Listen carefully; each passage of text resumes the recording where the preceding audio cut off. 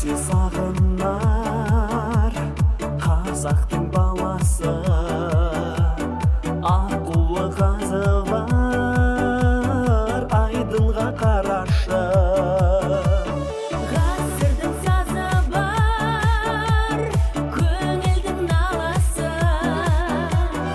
ән сасап жазылар жанымның жарасы. Даңқымен танылған торғайдың даласы, көкшелек жамылған Қостанай қаласы. Даңқымен танылған торғайдың даласы, көкшелек жамылған Қостанай қаласы.